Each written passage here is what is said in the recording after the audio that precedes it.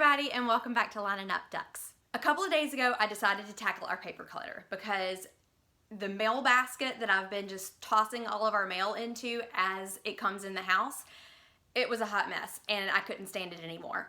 Because really, let's get real. If you cannot find your bills, you cannot pay your bills. My quick and easy project turned into a huge project. Take a look at the video and I'm going to tell you exactly what you need to keep in your paper records, give you tons of resources to check into on organizing methods and how to determine what to keep and what not to keep, and show you how I ended up organizing all of the paper in my house, including my business, my mail, and my long-term document storage.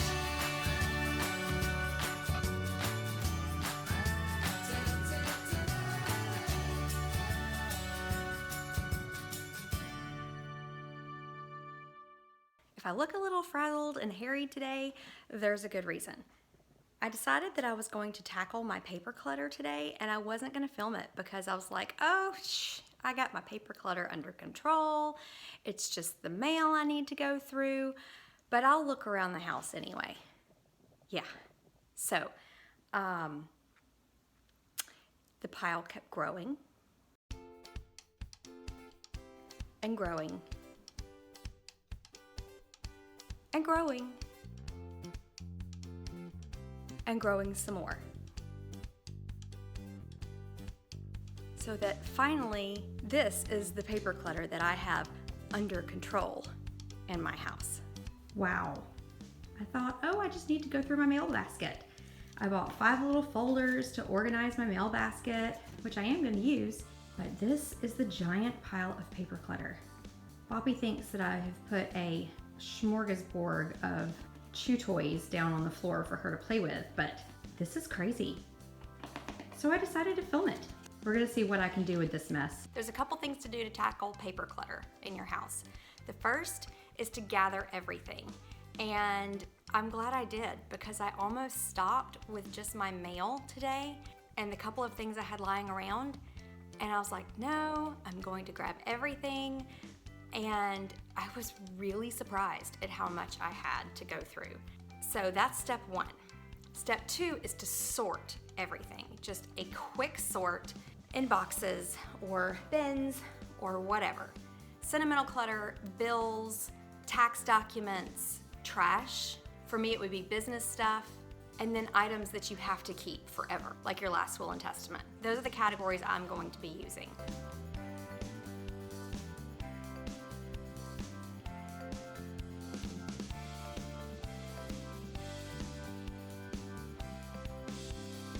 Apparently there was a time in my life when I was really good at sending greeting cards because I have this great little greeting card organizer, which is great if you have a hang file system. But mine kind of got stored away, and look, I found a Mother's Day card that I meant to give to my mother, and I don't even know when I purchased this. It has to be at least 5 years old. Oh well, happy Mother's Day, Mom. This is a great little organizer if you like to send greeting cards. I will link one below. I really have loved this one, and I think I may use this for something, repurpose this, because it really is a great little organizer. I do suggest keeping paid medical bills for 2 months to make sure that you don't get another bill. So you make sure that your payment was credited correctly to the account. I cannot tell you how many times I've paid a medical bill, thought, this is not going to be a problem, thrown it away, and lo and behold, I get another bill for the same thing. Can't remember if I've paid it or not and pay it again. I've put a link in the description box below of a detailed list of things that you should keep and how long you should keep them for.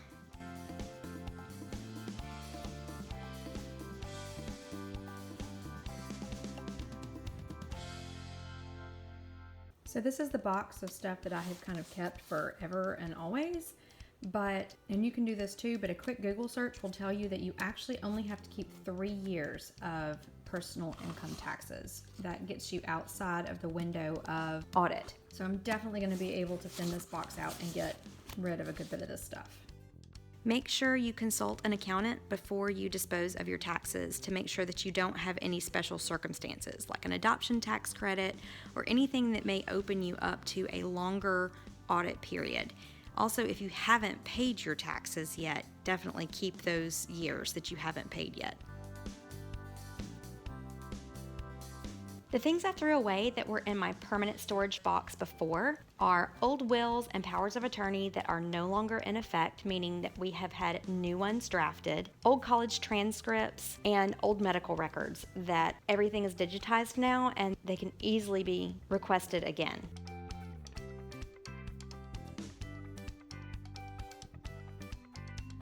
The Minimal Mom said it best: when you're deciding which documents to get rid of, think about how hard it would be to replace that document if you needed to replace it quickly. You can easily download things like bank statements and insurance policies, insurance cards, although I do suggest you keep a physical copy of your life insurance policies just in case your family ever needs to get to them quickly. And then other more difficult things to get, like taxes, you may have to pay for them, but the IRS does keep a copy of them on file. What they do not keep a copy of is your supporting documents that you use for deductions and credits. The Minimal Mom does a fantastic job of explaining this in her video on decluttering paper, and I will link that in the description below. I don't want to take her ideas as my own, so definitely check out her video for her full explanation.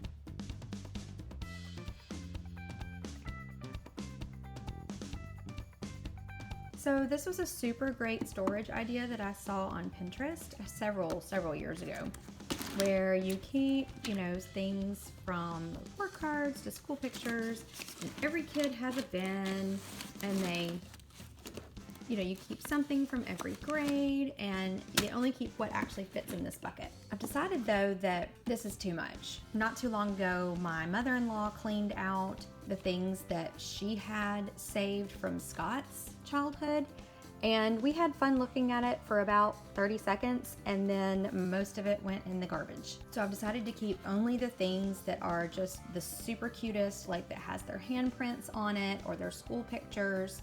Just the super cute things. I'm gonna keep one folder out of each bin in my long-term file bucket and go through that continuously as they get older. Okay, so kids' keepsakes. Moms and dads, this particular part may make you cringe or cry depending on how sentimental you are about the scribbles and drawings that your children create. Only you can set your standards on what to keep in this category. If you are super sentimental and have the space to keep what will make you comfortable, a good guideline is to set a physical limit and stick to it. I will link this system I found on Pinterest several years ago below.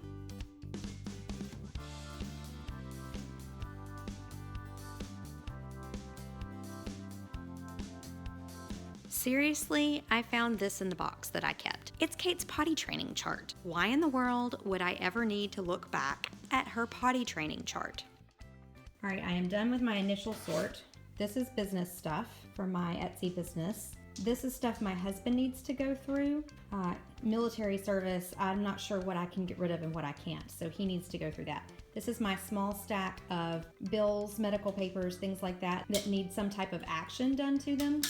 This is my giant pile of shred. These are my letters for my mom. This is the storage box I'm going to keep.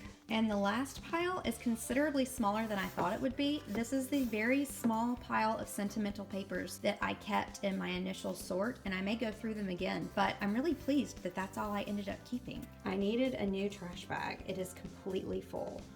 And here comes my favorite part. It's time to organize what I've kept, hopefully with a good system that I can keep up with in the future. I have really horrible handwriting, so my label maker is my best friend. I will link below this particular label maker. I love it, and it makes everything look so neat and tidy. This is going to be the new organizing space for all of my incoming mail. I have 6 folders broken down into these categories. Bills to pay, so everything that comes in that is a bill will go in here. Desk day, anything that is not a bill that needs my attention. Then there's school papers. All of those things and notices that come into the school now have a place. Next is my folder for lining up ducks. So anything that I have that pertains to my business will go into this folder. Next is to file all of the papers that need filing in long-term storage. The last folder is for taxes. This folder is for all of the receipts and deductions and donations that you have come in throughout the year. I will have one place to put them, and come tax time, all I'm gonna need to do is pull out this folder and add my W-2s to it, and I'll be ready to go. Look at this. I found a ton of gift cards. I feel like I should be singing the song I'm in the Money. Woo! So this whole stack right here are letters from my mother. My mother has faithfully written me letters throughout the majority of my life, and I absolutely cherish them. And I know one day when she's no longer with us, which I hope is a very, very long time, I'm going to love to keep every one of these. But this binder thing that I did was great, but obviously, as you can see, I haven't kept up with it. I've just thrown stuff in there. So instead, I got these boxes, small storage boxes from Hobby Lobby on sale. And I'm definitely not willing to get rid of these. I'm gonna put the letters in here, and that'll be much easier for me to keep up with, and it'll be much smaller to store everything. Like I said before, it is incredibly important to get your paper clutter under control. If you cannot find your bills, you cannot pay them. When you're choosing a particular organizing system to keep your documents and papers, definitely choose a system that you are going to be able to keep up with. Something easy and something that fits your organizing style. If you've not heard of what your organizing style may be, check out the Clutterbug. She even has a test on her website that I will link below that can tell you what kind of Clutterbug you are and what the best organizing style is for you.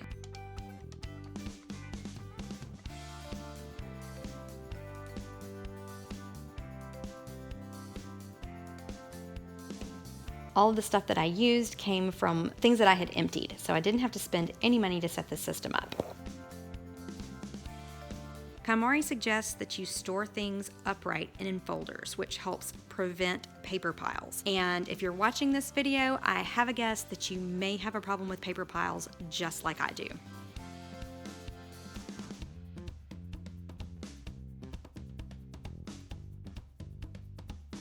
So this is my final keep box. It's barely even half a box. The first section is our identity documents, like I mentioned before that I was gonna keep, and I've got them separated by person, so they're easy to find for whoever's looking through them. It's really good to keep these type of documents in a fireproof safe. I just didn't wanna lug our safe down here. We do have one though. The next section is our wills and powers of attorney, and also advanced healthcare directives. The next section is for valuables. This is a place where you would keep your car titles and any appraisals for jewelry, for insurance values. Next, I have a blank folder for life insurance papers. I definitely need to get mine printed out and put in here. Right now I have folders for the taxes that I have printed out, and I am, like I said, gonna scan those in and get those papers out of my paper file. And the last thing I have is the folders that I kept for each of the girls. If you don't have a shredder at home already, don't go buy one. You may have access to a shred box at your office. If your office is okay with it, i.e. you don't work in a government building, take your documents there. For us, we don't have access to those things, but my dad has a farm, so we're gonna go burn them at my dad's farm.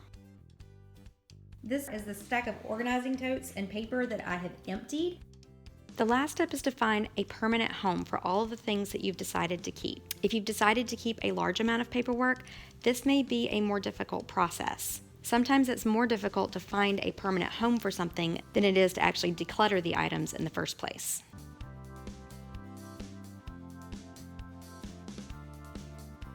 So this is my final long-term keep pile. The bucket that I have everything in is not even completely full. All of the letters from my mom that were in those 3 binders and the overflow letters that were just tossed in there, they all fit nice and neat into these 2 boxes, and I have space to grow.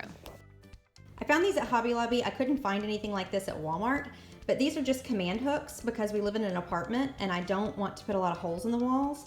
But these command hooks will hold 2 pounds a piece. So 2 of these on my mail basket in my new command center for my mail should have no problem holding up to what we're going to use them for.